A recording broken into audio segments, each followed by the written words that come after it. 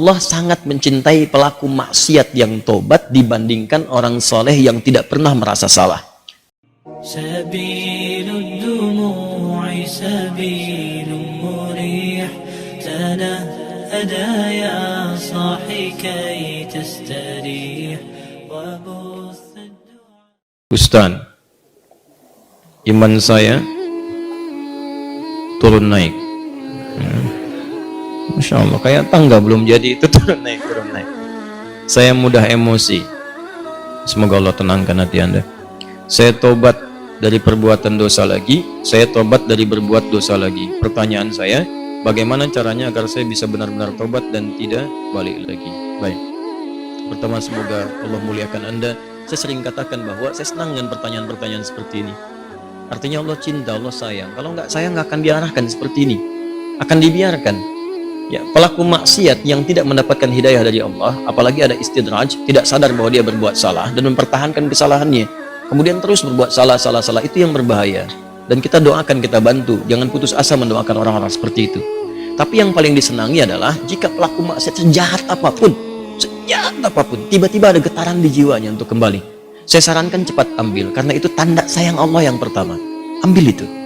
Saya sering katakan pada Anda, Allah sangat mencintai pelaku maksiat yang tobat dibandingkan orang soleh yang tidak pernah merasa salah. Dalilnya Quran surah kedua Al-Baqarah di akhir ayat 222. Innallaha yuhibbut tawwabin. Allah sangat cinta orang yang selalu untuk berusaha tobat. Dan Allah akan tunjukkan jalan kalau dia mau ngambil itu. Tadi misal Anda pernah berbuat salah dan terus ada getaran di jiwa, ini salah nih, saya harus berubah. Ini petunjuk Allah, Anda ambil tuh. Itu langsung turun ayat di Quran surah ke-29 ayat 69. Quran surah 29 Al-Ankabut ayat 69. Walladzina jahadu fina lanahdiyannahum subulana. Orang-orang yang serius menjemput petunjuk kami. Begitu Allah tunjukkan, Anda mau ambil. Dia serius pengen ngambil, pengen belajar, terus tanya orang, awalnya malu-malu, setelah itu mau-mau, gitu kan? Datang ke majelis ilmu, awalnya belakang-belakang, setelah itu saf paling depan. Ustadz belum datang, dia sudah datang duluan, bahkan dia siapkan macam-macam. Allahu Akbar. Itu lanahdiyannahum subulana. Kami akan tunjukkan jalan-jalan terbaik menuju kami. Macam-macam. Tiba-tiba Masya Allah bukan cuma di taklim aja. Ada yang dapat hadiah umrah, ada yang dapat jodoh, ada yang macam-macam. Diberikan pokoknya. Jadi yang pertama diberikan itu bukan dunia dulu, ketenangan hati dulu. Jadi kalau Anda hijrah, yang diberikan pertama kali ketenangan jiwa. Ya, Quran surah keempat ayat 100, paling kiri sebelah bawah. Wa may yuhajir fi sabilillah yajid fil ardi muraghaman katsiran wa sa'ah. Orang yang mau berhijrah ke jalan Allah akan diberikan oleh Allah itu pertama sa'ah, kelapangan dalam jiwanya, tenang gitu, nikmat. Ada sesuatu yang nggak pernah Anda peroleh sebelumnya. Biasa kumpul-kumpul main-main ya, menjelang Isya, maghrib, malam-malam cuma nonton, tiba-tiba taklim, ikut ke majelis ilmu. Awalnya mungkin penyesuaian, lama-lama jadi enak gitu. Ada sesuatu yang kerasanya saya kemana aja selama ini. Saya kemana aja gitu. Ini nikmat. Bahkan kalau udah dapat halawatul iman, nikmatnya iman, itu ketinggalan sekali, kayak nyeselan tuh. Saya ketinggalan nih gitu. Saya ketinggalan. Ya sama. Dulu-dulu sholat fardu biasa ketinggalan. Tapi kalau sudah nikmatnya iman, ketinggalan sholat sunnah, wah, kayaknya ada penyesalan dalam diri Anda. Itulah kenikmatan iman. Nah sekarang, kalau kemudian Anda bertanya, Ustadz saya pengen tobat. Saya ini pengen tobat, tapi saya ini berbuat salah lagi. Kadang naik, kadang turun, kadang naik, kadang turun. Naik turun itu biasa. Itu di Al-Bukhari disebutkan di Kitabul Iman, kitab yang pertama. Ada 57 hadis di situ. Kalau iman sedang naik turun, kata Imam Al-Bukhari, buka kitab saya. Dari 97 kitab, 97 pembahasan. Pembahasan pertama babul iman, Kitabul Iman 57 hadis. Di antara hadis yang mengatakan al-imanu yazidu wa yantaqis. Iman itu naik dan turun. Kadang naik, kadang turun. Yazidu bi ta'at. Rumusnya kalau pengen naik, maka kuatkan iman itu dengan mengerjakan banyak ketaatan. Ketaatan itu buahnya amal soleh. Kerjakan amal soleh. Amal soleh itu detilnya adalah pekerjaan-pekerjaan ibadah. Sholat, amal soleh. Jadi kalau iman sedang turun, pengen dinaikkan, maka perbanyak amal soleh. Ya, amal soleh. Ini. Karena itu dalam Al-Quran kalimat iman sering disandingkan dengan amal soleh. Quran surah 103. Wal 'asr innal insana lafi khusr illa alladziina amanu wa 'amilus shalihat. Iman wa 'amilus shalihat. Ini amal saleh. Detilnya amal saleh nampak pada ibadah. Makanya setelah kalimat iman kadang ada detilnya ibadah. Kalimat iman pertama Al-Baqarah ayat 3. Alladzina yu'minuna bil ghaib wa yuqimunas shalah. Salat. Wa mimma razaqnahum infaq. Ya ayyuhalladzina amanu. Al-Baqarah 183. Kutiba alaikumus yang puasa. Tuh. Ini. Jadi kalau iman merasa sedang lemah, sering terdorong berbuat yang kurang bagus, pengen dinaikin, maka rumus cepatnya adalah cepat buru amal-amal soleh. Paksakan untuk mengerjakan. Yang biasa fardu tambah sunnah. Rawatib dulu, latihan rawatib. Mutlak, malamnya coba tahajud walaupun 2 rakaat dulu. Nanti kalau sudah terbiasa, kalau soleh itu sudah baik, rumuskan gini, hidup itu berpasangan. Semua berpasangan. Quran surah 51 ayat 49, paling kiri agak sedikit ke bawah. Wa min kulli syai'in khalaqna zawjaini la'allakum tadhakkarun. Semua selain aku, kata Allah, aku ciptakan berpasangan supaya kalian sadar cuma aku yang tidak punya pasangan. Kata Allah, semua selain aku berpasangan. Yang hidup berpasangan. Ya, laki-laki lawannya perempuan, jantan hewan lawannya betina, putik tumbuhan Allah lawannya benang sari, siang lawannya malam, putih lawannya hitam. Sama persis, baik lawannya buruk. Saya ulang, baik lawannya buruk. Amal soleh lawannya amal salah. Jadi ada yang soleh, ini baik. Ada yang salah, nah ini buruk. Kalau orang sudah biasa baik, maka yang buruk akan tenggelam. Ya, waqul ja'al haqq wa zahaqal batil innal batila kana zahuqa. Quran surah 17 ayat 81. Paling kiri perkenahan. Ya, katakan kalau yang baik itu pasti muncul. Kalau sudah yang baiknya muncul, buruknya tenggelam. Sebaliknya, kalau buruknya dominan naik ke atas, baiknya tenggelam. Orang sering berkata-kata baik, maka mohon maaf lisannya akan sulit berkata kotor. Silakan Anda cek, orang yang berkata-kata baik mau berkata kotor tuh nggak bisa. Sama dengan orang terbiasa lisannya kotor, mau berkata baik gak bisa. Preman dengan preman berpapasan, apa mungkin mengatakan Assalamualaikum bro? Nggak ada. Gimana awaknya? Apain gitu? Kiai dengan kiai nggak mungkin berkata kotor. Ustadz dengan ustadz mustahil, ahli taklim dengan ahli taklim. Assalamualaikum akhi. Waalaikumsalam akhi. Assalamualaikum ukhti. Waalaikumsalam. Jadi seperti itu. Jadi kalau Anda terbiasa berbuat baik, maka yang buruknya akan hilang. Maka rumusnya kata Nabi, tingkatkan kesolehan. Salat naikkan. Paksakan. Gini, saya kasih doa ya, cepat ya, untuk menguatkan hati. Jadi kalau Anda bisa kerjakan, sedang malas, bacakan dan kuatkan pada hati Anda. Kuatkan. Insya Allah nanti Allah turunkan kekuatan dan Anda bisa kemudian maksimalkan.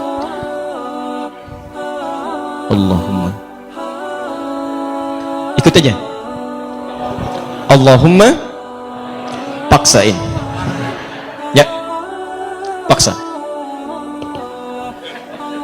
Dah. Ganti. Serius. Allahumma ajbirna. Allahumma ajbirna. Ajbirna. Ini bahasa Arabnya. Allahumma paksain.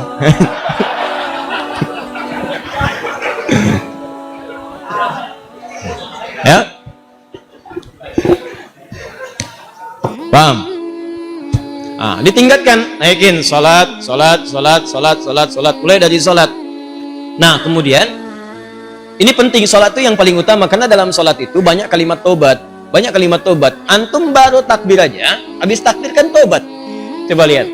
Allahumma ba'id baini wa baina khataaya kama ba'adta bainal masyriqi wal. Ya Allah, mohon jauhkan antara aku dengan kesalahan yang telah aku perbuat sejauh-jauhnya. Aku nggak ingin lihat lagi seperti engkau jauhkan antara timur dengan barat. Jauhkan ya Allah yang tidak pernah bertemu.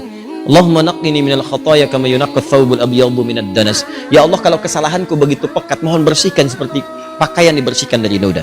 Allahumma ighsilni bil ma'i wa thalji wal barad. Kalau begitu pekat luar biasa, gunakan ya Allah walaupun hanya air yang sangat dingin. Gunakan ya Allah. Maksudnya bersihkan sebersih-bersih. Antum tobat, makanya pahami bacaan-bacaan salat. Sama dengan wajah wajhiyal ladzi fataras samawati wal arda hanifan musliman wa ana minal musyrikin. Inna salati wa nusuki wa mahyaya wa mamati lillahi rabbil la syarika lahu bidzalika umirtu wa ana minal muslimin atau wa ana awwalul muslimin.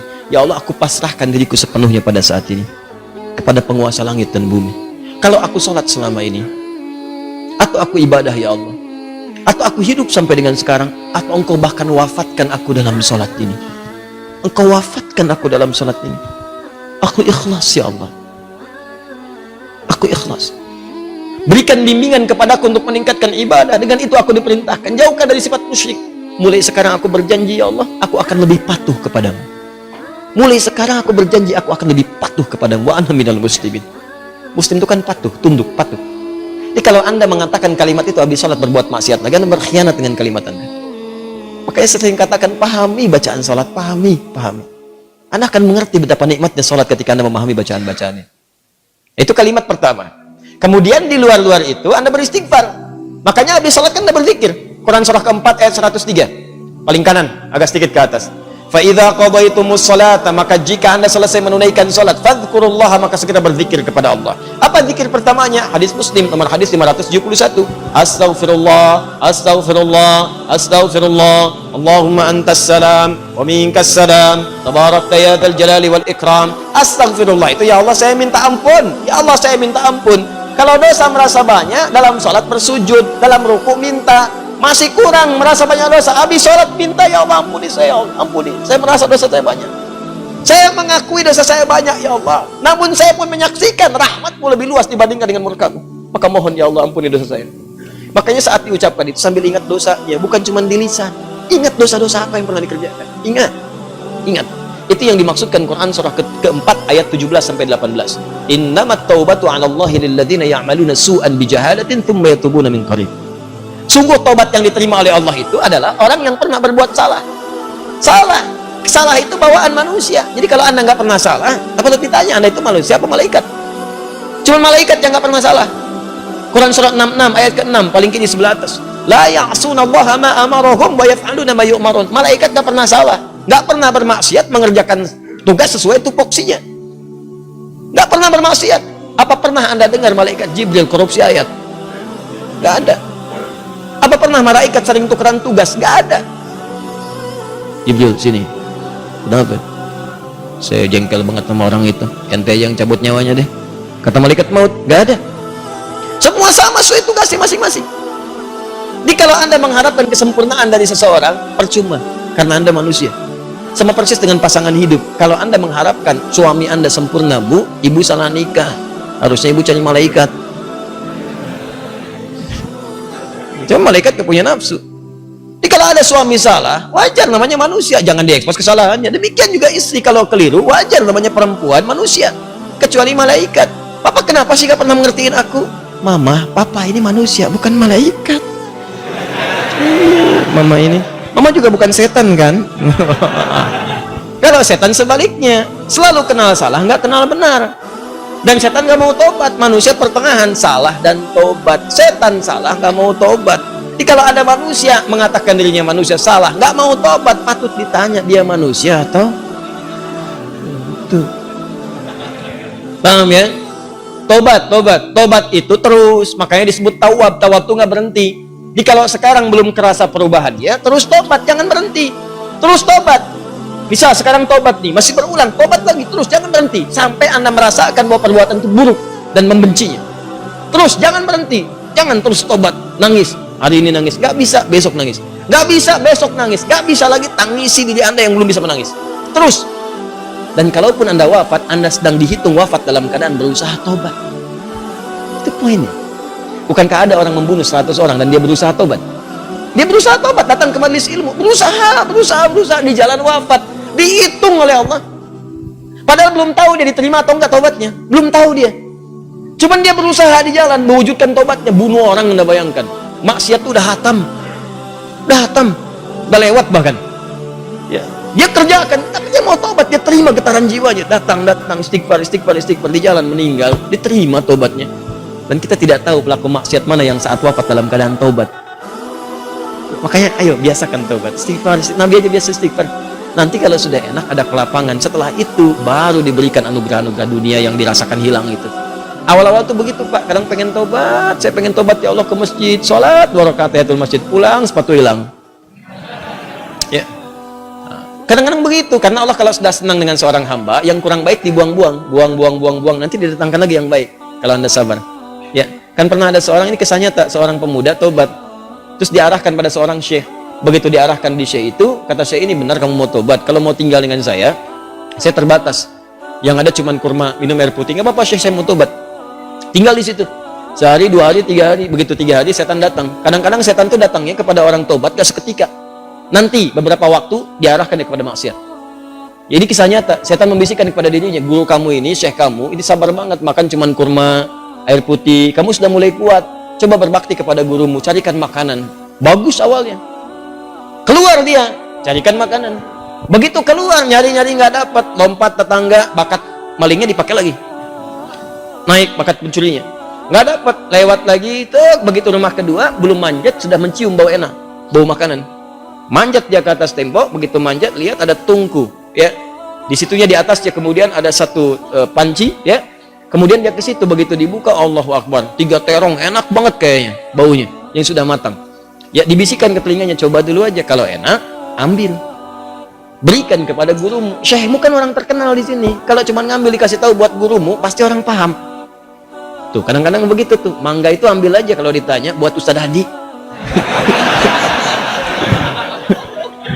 Awas suami-suami itu. Papa lagi di mana? Sama Ustadz Hadi. Nah, hati-hati tuh. Kalimat-kalimat padahal enggak misalnya kan? Baik. Nah, begitu proposalnya tuh. Akhirnya dia coba dikunyah.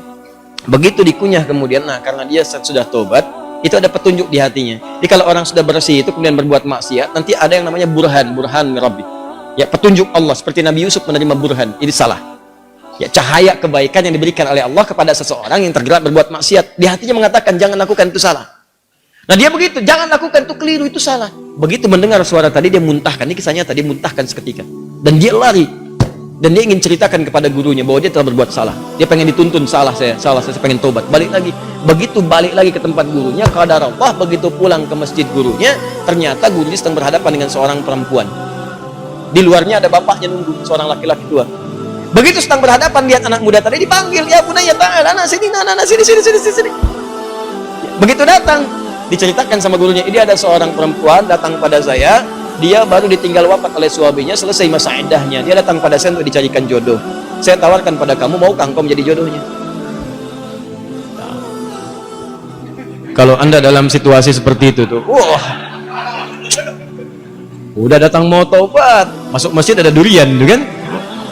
Wah, perempuannya cantik, tinggal wafat kemudian oleh suaminya, belum ada keturunan dan seterusnya, baru aja menikah, selesai masa iddah, ditawarkan pada anda, mau nggak?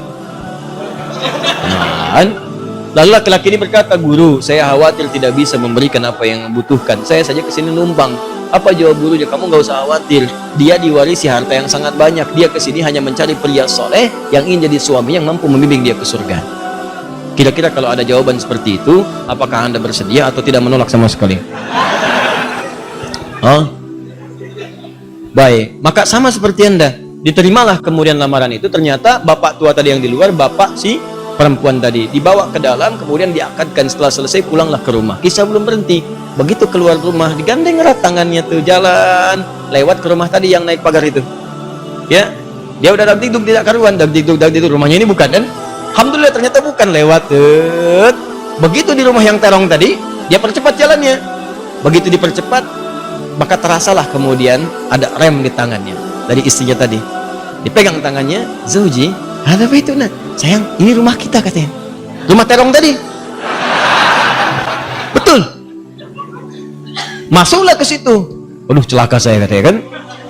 Begitu masuk ke situ, bertanya, polos kayak nanya, Zauji, hal anta ja'i? Sayang, kamu lapar? Jujur dia, saya lapar. Saya 3 hari makan cuman kurma, minum air putih gini. Alhamdulillah. Baik, tunggu sebentar. Begitu ke dapur dia lihat, wah, terongnya kan bermasalah tuh. Pancinya kebuka, dia rupanya dia menyiapkan terong itu untuk suami barunya. Begitu dilihat terong yang bermasalah, dia teriak, siapa yang makan terong saya? Katanya. Nah, kalau situasi itu terjadi, bagaimana respon anda?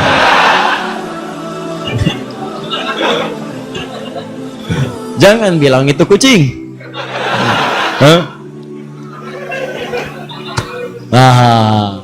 Lalu tiba kemudian tergeraklah hatinya datang. Perhatikan kalau rumah tangga seperti nikmat kehidupan dunia tuh, ya tidak akan terjadi perang per dunia pertama, kedua, ketiga dan seterusnya. Lihat baik-baik. Datanglah suami ini mengatakan dengan jujur, Zauji, sayang. Ini di Quran tuh gini, selalu laki-laki perempuan tuh zauj. Kecuali dalam masalah nanti warisan menggunakan zaujah untuk menunjuk kepada gender perbedaan hak waris. Zauji, sayang. Kisahnya begini. aku ini sebetulnya mencarikan makanan untuk guruku. Lalu setan membisikkan, sampai tiba-tiba ke sini aku buka ada terong, aku cicipi. Tapi demi Allah, tidak aku telan, aku muntahkan karena takutku kepada Allah. Sampai aku kembali, tadinya mau tobat. Sama guru dipanggil, suruh nikah sama kamu. Sampai ke sini. Dia jelaskan semua kisahnya. Apa yang terjadi? Kalau ibu mendengar kisah tadi, apakah ibu akan balik lagi kepada guru mengatakan? Kalau ini terjadi pada setiap perempuan, maka damailah kehidupan di rumah tangga dan di bumi. Tenang kehidupan di bumi. Perhatikan kata perempuan ini. Apa yang dia katakan?